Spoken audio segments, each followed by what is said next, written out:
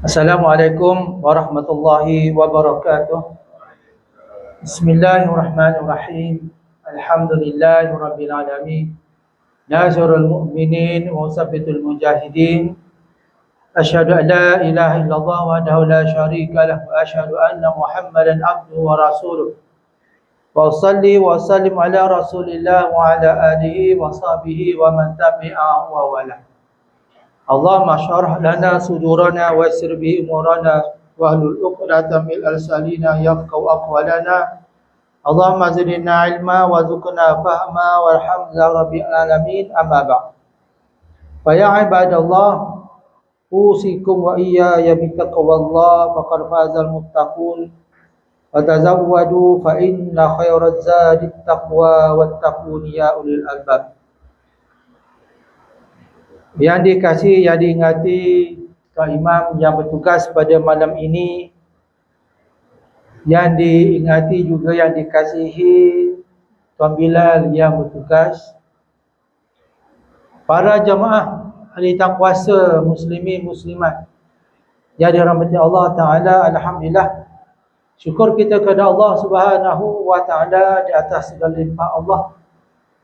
Kita masih diberi peluang oleh Allah untuk melakukan kewajipan yang dikira sementara usia kita masih berbaki. Sebab kita ni tak tahu bila kita akan dijemput oleh Allah Subhanahu wa Ta'ala. Walaupun saya tengok ada yang lebih usia daripada saya, yang sebaisa saya, tak tahulah nampak macam lebih daripada saya belaka. Muda daripada saya, muda tak? Kakak rasa muda sikit saya kot. Sampai 50 lagi tak? Tak sampai dah? Oh, sebab saya lah 50. Agaknya saya ni lebih kurang seorang dua orang je lah, tak ramai. Tak. Haji lebih 50 ke 60 dah Haji? 60 lebih dah. Sebab saya kena Haji ni masa saya muda lagi. Dia dah tua sikit, saya muda. Begitu keadaannya bersilih ganti. Malah kita tidaklah rasa berada di kedudukan selesa dalam keadaan apa usia kita, sebab Allah akan menjemput kita bila-bila masa. Tak, kullu nafsin dha'iqatul maut. Fa idza jaa ajaluhum la yastakhiruna sa'ah wa la yastaqdimun. Bila sampai masa, tidak diawal dan tidak dilambat. Tepat pada masanya. Okey, punctual tu. Cuma kita sementara ini kita berusahalah beramal. Itu penting. Innal ladzina amanu wa amilus solihat. Semua orang yang beriman dia mesti beramal. Tak memadai hanya mengaku beriman kepada Allah tapi tak beramal. Jadi untuk malam ini, insya-Allah tuan-tuan, para hadirin hadirat, kita masuk surah At-Tin. Sebelum ni kita bincang surah Ad-Duha dengan surah An-Nashr. Di mana kedua surah ini adalah dua surah kembar. Surah kembar yang mana antara surah Ad-Duha dengan surah An-Nashr. Kalau tanya kita, apakah surah kembar yang terdapat dalam Al-Quran? Di dua surah tu. Surah Ad-Duha dengan surah An-Nashr. Di mana bermula dengan takbir ataupun dengan syahadah la ilaha illallah wallahu akbar, itu bermula daripada surah Ad-Duha. Itu ada kaitan dengan Nabi rasa gembira setelah turunnya wahyu yang seterusnya. Setelah berapa tempoh yang lama, di mana Rasulullah tidak menerima wahyu. Dan pada tempoh itu juga orang-orang kafir Quraisy telah mempersediakan Nabi. Maknanya Allah tak sayang dah umum dia gitu-gitulah. Jadi kita pun bersalah. Jadi Nabi pun berulang alik ke Gua Hira, takut-takut turunnya wahyu. Sebenarnya Allah SWT ya peringkat awal lah. Sebenarnya Allah Ta'ala ni ada hikmah dia, sebab pendurunan wahyu-wahyu itu secara peringkat itu mungkin ada tempoh yang dipanjangkan, ada tempoh yang tak dipanjangkan. Itu ada kaitan dengan untuk beramal itu sendiri. Jadi dan tempoh yang sebelum wahyu yang baru datang, jadi sempatlah berikut Nabi sendiri dan pengikut Nabi sallallahu alaihi wasallam, sahabat radhiyallahu anhum, mereka beramal dengan wahyu yang diturunkan. Dan wahyu ni dalam berbagai bentuk. ada dalam bentuk hukum, adalah bentuk cerita. Jadi disebab itulah tempoh penurun wahyu itu berbeza antara wahyu dengan wahyu yang seterusnya. Bukan kerana Allah tidak menyahini, jauh sekali lah, sebagai tuduhan-tuduhan yang telah dilemparkan oleh orang-orang kafir Quraisy ketika itu. Jadi malam ni kita masuk kepada surah At-Tin. Surah At-Tin ni tuan-tuan, biasalah kita, saya ingat kita biasa dengar ataupun makan buah tin ni. Jadi peringkat awal tu kita makan buah tin tu ketika mana orang balik haji. Dah dulu-dulu buat haji. Umrah zaman tu pun jarang-jarang lah. Tapi mula-mula kita makan buah tin tu ketika orang balik daripada Mekah. Dia buat buah tinnya, buah kurmanya, buah zabitnya, kan? Beberapa buah yang kita rasa masa tu, oh ini daripada Mekah ni. Sebenarnya tidak. Mekah pun dia Saudi, walaupun ada kurma-kurma tu tapi macam zabit bukan daripada Mekah, kan? Kalau kurma betul daripada Mekah, terutama Mekah, kurma ajwa. Kata Nabi SAW, siapa yang makan kurma ajwa ni 3 biji ataupun 12 biji, dia tidak diracun. Racun tu dia boleh penawar kepada racun, kurma jawa ni. Dan sebenarnya kurma, mana-mana kurma pun dia boleh penawar kepada perut kita, penawar kepada racun yang ada dalam tubuh kita. Jadi surah Tin ini artinya buah tin. Buah tin lah. Buah apa lagi? Tak, cuma dalam surah Tin ni disebut 2 buah. At-Tin dengan Az-Zaitun. Tapi surah ni dia ambil sebenarnya kepada nama At-Tin tu. Sebab apa? Sebab At-Tin tu ada bermula dengan At-Tin. Begitu. Kebiasaan surah-surah, nama semua surah ni dia ambil daripada permulaan surah tu. Macam surah Yasin, sebab bermula dengan Yasin. Kerana itu dikekalkan sebutan Yasin itu. Bertepatan dengan nama yang diberi kepada surah Yasin itu. Jadi buah tin ni, buah tin iaitu surah yang ke-95, mengandungi 8 ayat dari jenis Makkiyah. Daripada awal dulu lah Makkiyah ni, saya dah sebut banyak kali dah. Makkiyah ni surah yang diturun di Mekah. Maknanya berlaku 13 tahun ketika mana Nabi berada di Mekah sebelum Nabi berjaya ke Madinah. Bila keluar dari Mekah tu, dalam perjalanan ke Madinah tu, dia panggil Madaniyah dah. Dia tak panggil Makkiyah dah. Itu perbezaan antara surah-surah Makkiyah dan surah Madaniyah. Dan mana surah Makkiyah ni adalah surah-surah yang bermula Ya Ayuhan Nas, seruan kepada semua manusia. Sebab ketika itu masih dalam bentuk pembentukan umat Islam, berbanding selepas Nabi berjaya ke Madinah. Sebagainya itulah syariat solat ini dia hujung Nabi berada di Mekah. Begitu lah. Berhujung di Nabi berada di Mekah. Selepas dah perjalanan nak sampai ke Madinah itu, diturunkan pula tahun yang kedua Hijrah, disyariatkan juga, disyariatkan pula berpuasa. Begitu lah. Itu turutan dia. Dan diperkatakannya betapa Allah Ta'ala telah memuliakan bangsa manusia yang dikaitkan dengan keimanan mengenai hari kiamat yang diadakan oleh Allah Ta'ala di sana, perhitungan amal dan balasannya. Cuma malangnya ketika itu orang-orang kafir, terutama orang-orang kafir Quraisy dan orang-orang Jahilah, mereka terus menerus tidak menerima kebangkitan semula ni. Mereka tak percaya dengan adanya kebangkitan semula ataupun hari pembalasan. Dan kita dah sebut itu. Macam Allah sebut juga dan kita sebut itu, kesan daripada tidak mempercayainya balasan ni menyebabkan manusia itu akan melakukan kemungkaran berterusan. Sebab tak ada balasan, tak ada belah apa, tak ada syurga, tak ada neraka. Jadi sebab juga manusia berterusan melakukan kejahatan. Jadi itulah kita sebagai Islam ni, sebab kita takut nak buat benda jahat, kita takut nak buat kemungkaran, sebab kita tahu balasan daripada Allah Ta'ala ni. Kalau kita buat silap pun, kita beristighfar, kita akan membaca Quran, kita akan banyakkan solat sunat, nak kawal balik dengan dosa yang kita buat tu. Betul tak? Jadi itulah kehidupan kita sebenarnya. Tak, sebab kita percaya, kerana itulah kita sebagai Islam ni, bagi yang beriman itu, dia akan berusaha elak daripada perkara-perkara mungkar. Sebab kita percaya ada balasannya. Bismillahirrahmanirrahim. Dengan nama Allah yang Maha Pengasih lagi Maha Penyayang. Wattini wazzaitun wa turi sinin wa hadzal baladil amin. Allah bermula dengan bersumpah. Wattini wazzaituni. Wa sumpah kan, kalau kita nak bersumpah pun begitu juga. Wallahi wabillahi watallahi. Tiga bentuk itu kalau nak bersumpah lah. Kalau kita sekadar kat Quran tak jadi. Sekarang kau tak jadi. Dia mesti kalau betul nak bersumpah, wallahi wabillahi watallahi. Yang saya pernah sebut dulu, dia ada sumpah ni ada dua. Satu sumpah betul, satu sumpah lara. Sumpah lara ni sumpah kebiasaan percakapan. Macam orang Arab, wallahi, wallahi. Wallahi itu maksudnya untuk mentakkidkan ataupun untuk menegaskan bahawa betul-betul dia buat. Tapi bukan maksud sumpah.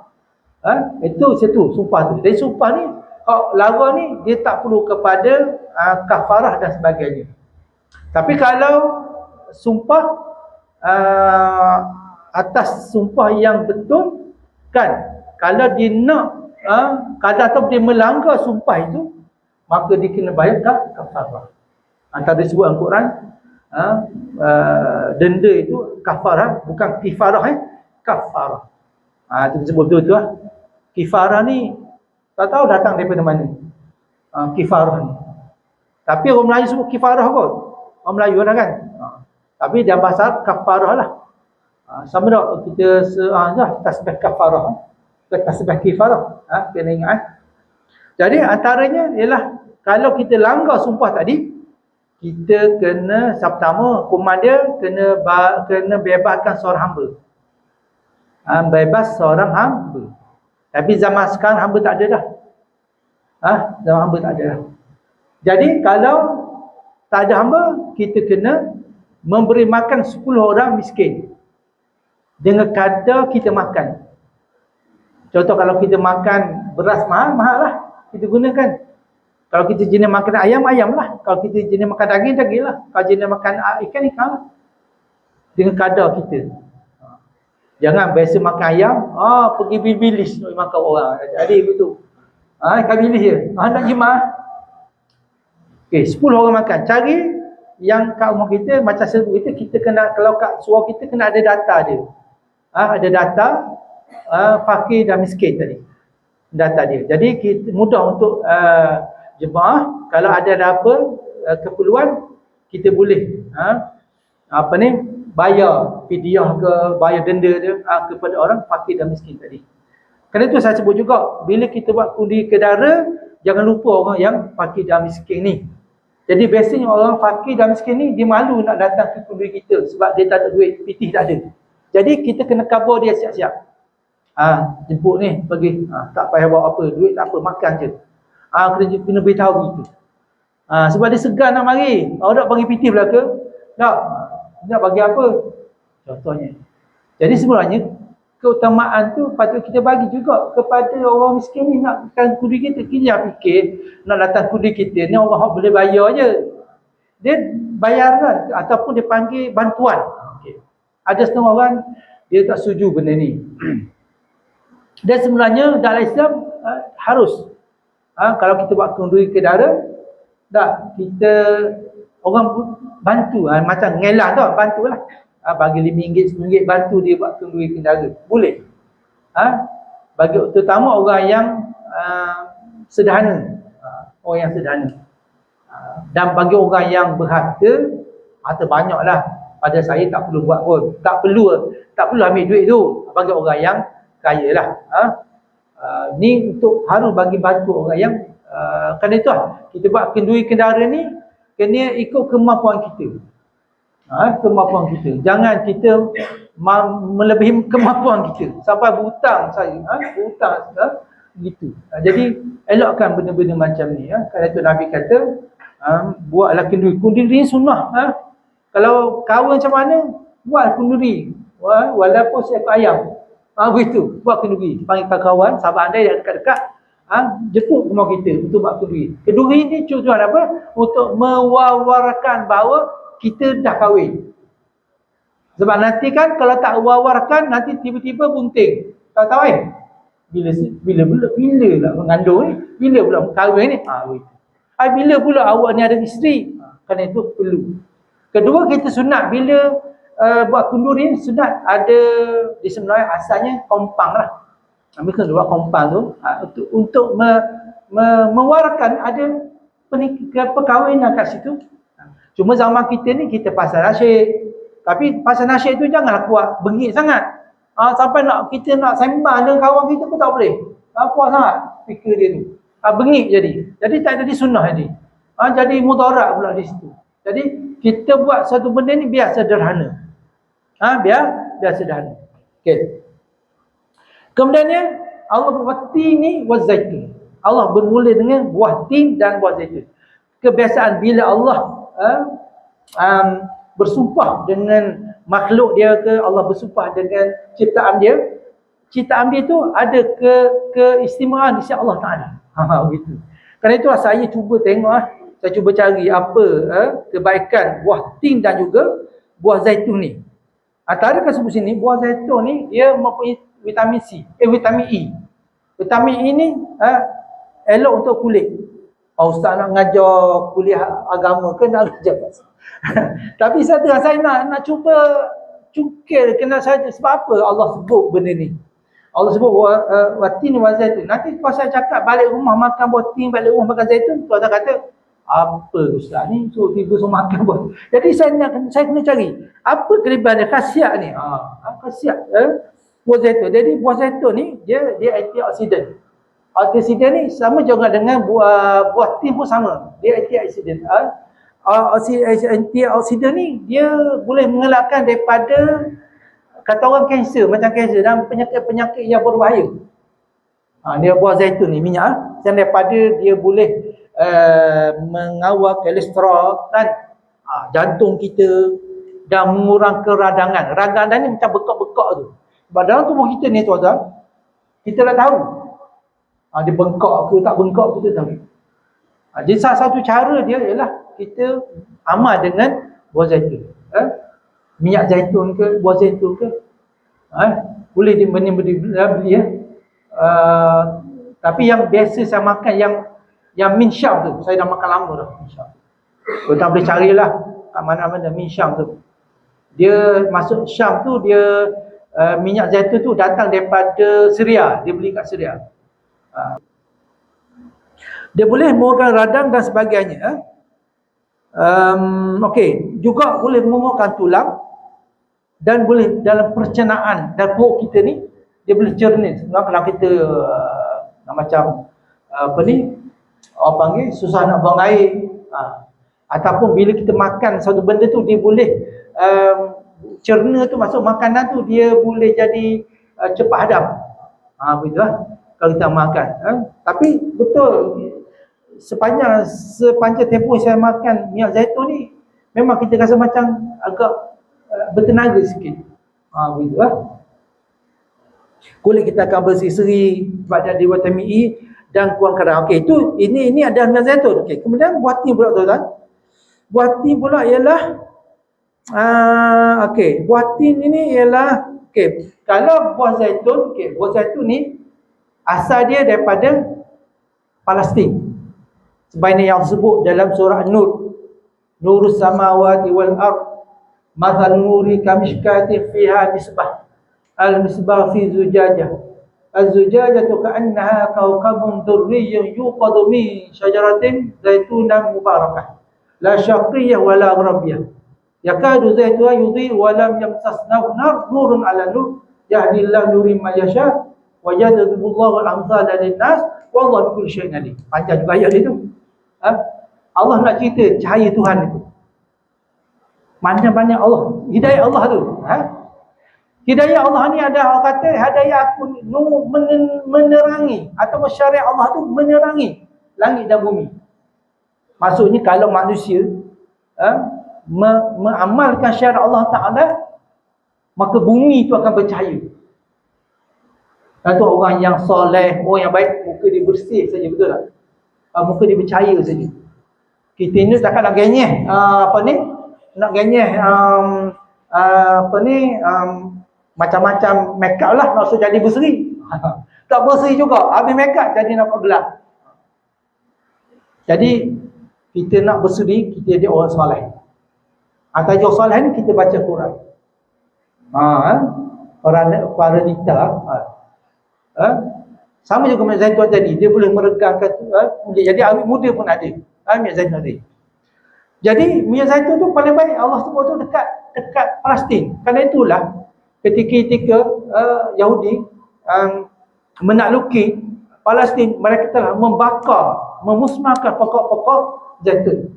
Kita sebut gitu-gitu, batu dinding panggil akan memberitahu di mananya ada orang Yahudi. Disembunyi kat mana? Tiang kan akan cakap, di sini ada orang Yahudi, di sini ada orang Yahudi. Satu pokok saya Nabi kata. Tapi mereka percaya pula dengan hadis Nabi tu. Tak? Entah-entah Nabi kata Nabi sekadar helah Nabi. Tahu-tahu pokok tu lagi dahsyat lagi. Tahu-tahu pokok tu bunuh Yahudi pula. Kemungkinan. Dia tanam, dia memusnahkan pokok bawang zaitun dan dia tanam pokok yang kata Nabi tu. Cuma ada juga ladang-ladang milik orang-orang Palestin ni, orang Arab Palestin ni, tidak dimusnahkan. Kena jaga. Ada juga minyak zaitun yang diekspor ke luar negara oleh Israel. Israel ni sebenarnya Israel ni Nabi Yaqub. Ada saya dengar orang ceramah, dia kata, yalah sebenarnya orang yang kata tu Israel itu Nabi Yaqub tu saya lah. Saya yang kata. Tapi saya dengar percakapan tu, dia kata dia marah ada setuju, dia kata. Israel ni adalah Nabi Yaqub. Nama lain kepada Nabi Yaqub. Itu anak kepada Nabi Ishaq. Keturunan kepada Nabi Ibrahim. Jalur daripada Siti Sarah. Yang Nabi Ismail Siti Hajar. Yang jalur daripada keturunan Arab. Manakala Siti Sarah ni jalur daripada Yahudi. Jadi Israel ini Nabi Yaqub.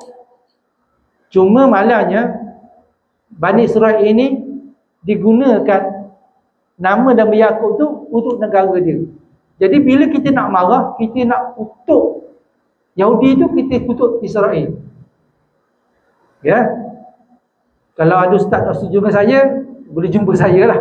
Okey ya. Tapi saya dengar ada ustaz yang tak setuju saya, tak apa abah. Ya, selagi dia tak sebut nama saya, tak apalah. Okey. Jadi Israel itu adalah nama. Kena sebut Bani Israel. Dalam Quran disebut Bani Israel. Apa makna Bani Israel? Bani itu keturunan. Israel itu siapa? Nabi Yaqub. Yang lahir daripada itulah kisah Nabi Yusuf AS dan adik-beradik dia tu. Yang daripada Yaqub tadi lah. Bani Israel. Itu sebut. Tapi digunakan Israel itu dia letak negara haram tadi. Jadi bila kita nak marah Israel, kita marah kepada Israel itu. Kecam Israel. Sebenarnya Israel itu nama Nabi. Yang jahat tu Zionis dan juga Yahudi. Okay? Zionis Yahudi. Dan ada beza lagi. Kalau Yahudi Ortodok tu lain. Yahudi Ortodok tu lain. Zionis lain. Jadi kalau yang Ortodok ni, kemungkinan dia masih beramal dengan kitab Torah. Yang Ortodok ni. Kerana golongan Yahudi Ortodok ni dia tak bersetuju dengan kemusnahan dan kehancuran Palestin tu. Di Gaza tu dia tak setuju. Golongan ni dia ada perbezaan sikit. Kalau itulah soal kita nak berniaga dengan Yahudi dengan Zionis lain. Kita lain. Yahudi tu lain, Zionis tu lain. Yang memeraih Islam tu Zionis tu lah. Bahasa Yahudi Zionis disebut begitu. Okey. Jadi buah zaitun ni dia asalnya kata Allah yang berada di Palestin. Di mana kualiti pokok zaitun di Palestin ni, dia berada di tengah-tengah antara matahari naik daripada timur turun ke barat. La syarqiyah wala gharabiyah, kata Tuhan. Pokok zaitun dia berada di atas bukit, dan dia kena cahaya pagi pun dia kena, petang pun dia kena. Maka itulah kata Allah, syariat aku. Dia syariat aku ni macam zaitun tu, Tuhan kata. Tak tahu Tuhan kata begitu. Saya dah kata, Tuhan kata umpamakan syariat Allah macam yang zaitun tu, berkilau-kilau. Sebelum dia cucuh, berkilau-kilau. Lalu bila dia cucuh, lagilah berkilau minyak zaitun tadi. Maka itulah syariat aku, Tuhan kata. Kalau diamalkan maka berkilau, lagi bercahayalah syariat Allah Ta'ala di muka bumi itu. Jadi itu pertama. Cuma malangnya juga banyak juga ada juga Yahudi ni mereka mengeksport kurma tu kerja juga. Ada kat kurma dia pasti bukan kurma dia orang, kebun-kebun yang dah dia mereka tawan tu mereka ambil balik dan mereka pun jual juga kurma. Okay. Di Palestin ni dia ada dua bahagian tau. Satu dipecahkan kepada Yahudi, satu dipecahkan kepada Rafah dan juga Gaza. Di dua tempat yang masih ada orang-orang Palestin. Kalau kita tengok sejarah Palestin tu, tawanan tu dia terlalu cepat. Asalnya disebabkan oleh orang-orang Palestin ni, dia tertarik dengan tawaran-tawaran orang-orang Yahudi dengan menjual tanah. Asalnya begitu. Akhirnya bila mereka kuat, mereka menawan Palestin. Dan asal Palestin ni memang bandar besar. Sekarang ni mereka yang berada di yang mereka tawan Baitul Maqdis semua. Dan memang asalnya Palestin ni satu bandar besar. Sama juga dengan buah tin tadi. Buah tin ni, tuan-tuan, sama juga khasiat dia, tuan-tuan. Buah tin ni, tuan-tuan, kalau saya baca kat sini, khasiat dia macam buah zaitun juga. Dia juga kaya dengan serat. Jadi kalau kita boleh makan untuk kadang-kadang kita punca penyakit dia daripada perut. Jadi dia banyak serat. Ini buah tin yang mana dia boleh merancang sistem pencernaan, boleh mengawal tekanan darah.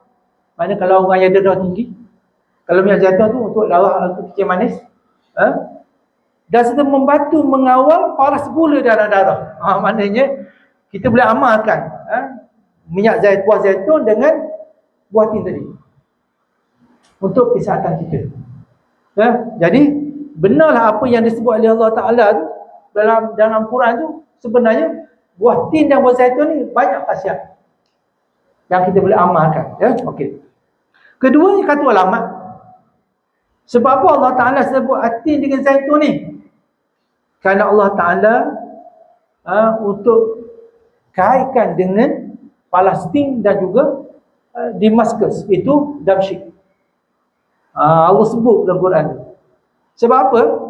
Sebab selepas wafat Nabi SAW, di mana di Palestin tu dan juga di Zaitun semuanya, Islam menakluki Damsyik tu sebelum datangnya Sepanyol, dan juga Palestin sebelum datang British, beribu tahun juga lah. Umat Islam dapat menawan Palestin dan juga pemerintahan Khalifah Utsmaniyah tu, sehingga jatuh selepas kerajaan Umar Abdul Aziz. Jatuhnya kerajaan Umar Abdul Aziz tu bukan disebabkan oleh kejahatan yang dibuat oleh Umar Abdul Aziz, tapi sebelum tu, pemerintahan sebelum tu, sehingga Umar Abdul Aziz tidak sempat untuk mengembalikan kegemilangan kerajaan Utsmaniyah. Jadi kalau kita tengok kat sini, tuan-tuan, Damsyik ni sebuah ibu negara kat Syria. Gitu. Sana Syria ni, tuan-tuan, telah sebenarnya Syria dikuasai oleh Yahudi. Baru-baru ni pun masa mereka berjaya menjatuhkan Al-Assad, sebenarnya mereka mendapat bantuan daripada Yahudi. Kerana sebahagian dari tempat tu, saya lupa nama, ada di utara ataupun di selatan Syria tu ditakluki oleh Israel. Kerana itu baru-baru ni Iran telah buat syarat supaya mereka ni lari keluar daripada Lebanon, keluar daripada Syria. Sebelum perbincangan itu dibuat antara Iran dan juga Amerika. Itu syarat utama dia. Kan? Okey. Jadi dia terkenal. Syria ni adalah salah satu bandar tertua di dunia yang didiami oleh berterusan. Dan ketika itu juga dia dikenali sebagai bandar Melor, City of Jasmine. Jadi Malaysia ni hidup di Masjid ataupun Damsyik itu 8,000 hingga 10,000 tahun sebelum Masih. Mana dia ada sejarah dah dekat Damsyik tadi. Dan dia ada satu upaya yang sangat besar. Kita tu orang-orang Eropah tertarik dengan Damsyik ni, atau sekarang ni sekali sebagai Syria. Dan dia ni ada semua kerajaan yang kuno. 8,000 dan 10,000 yang lalu. Bukan zaman yang tu.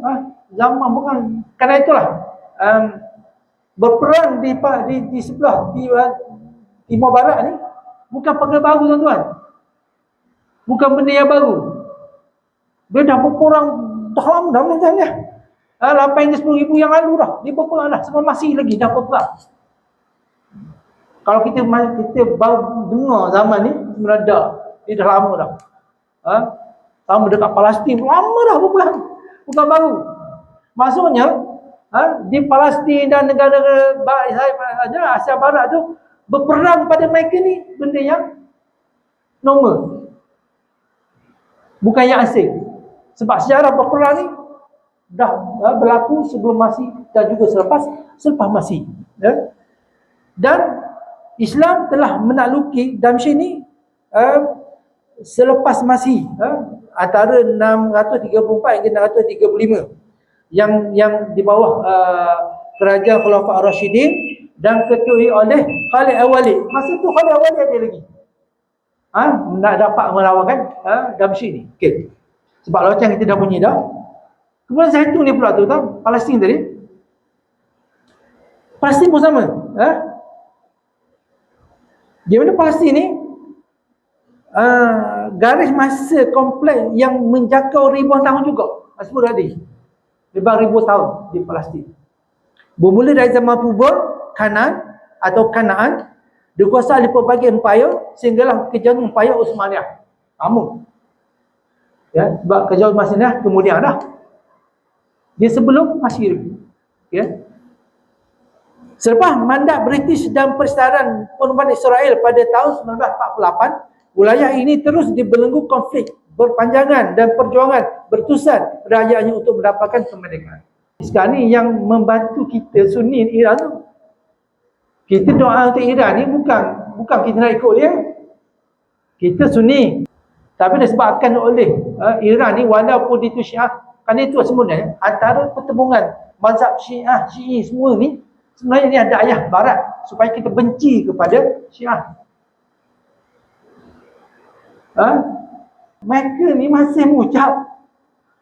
Sampai kita nak kata dia kafir tak boleh juga.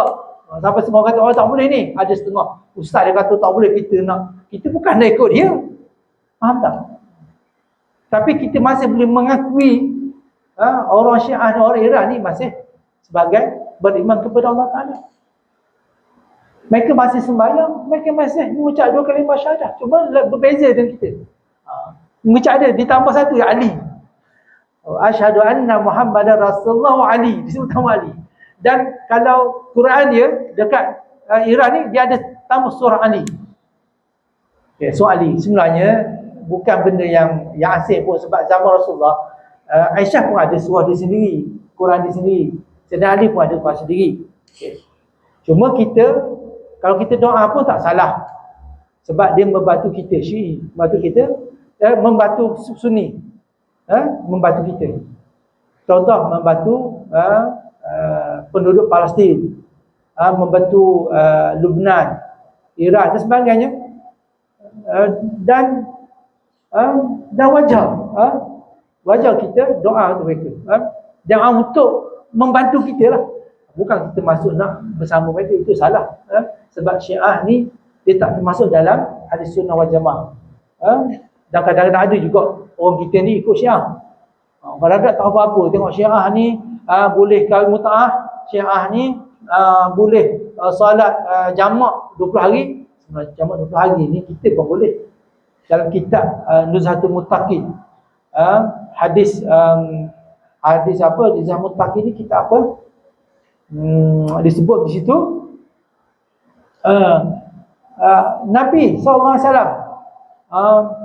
pernah jamak 20 hari.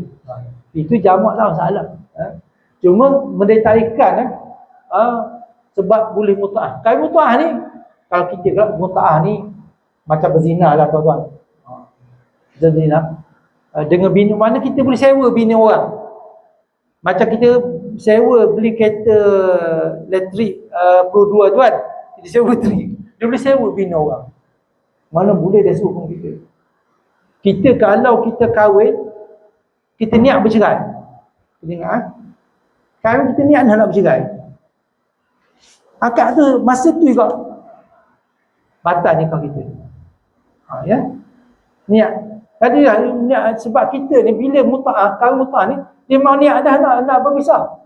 Tapi masalahnya kahwin mut'ah ni sewa bini orang. Dia boleh sewa. Sebenarnya benda ni tapi saya kena pasti balik cerita dia ni, pada zaman Nabi, bukan, zaman sahabat, pernah berlaku benda ni. Tapi dia tu berlaku masa tu disebab benda lain, ketika itu saja. Tapi digunakan oleh pengikut Syiah ni alasan, itulah alasannya sebab nak kahwin mut'ah. Tapi kita tak boleh kita kalau kahwin mut'ah ni memang tak boleh haram. Dia macam berzina juga hukum dia. Jangan main-main tuan-tuan nak ikut Syiah ni. Orang yang Ahli Sunnah Jamaah ni pun tak ikut. Betul tak? Nak pilih pula Syiah. Dulu ada seorang ustaz tu, dia UKM. Dia memang dia faham betul pasal Syiah. Dan dia bagi saya buku Syiah tu. Ustaz pun nama dia, saya lupa, arwah dah. Dia percaya UKM. Tapi dia terpengaruh dengan Syiah. Dan dia tulis buku Syiah ni.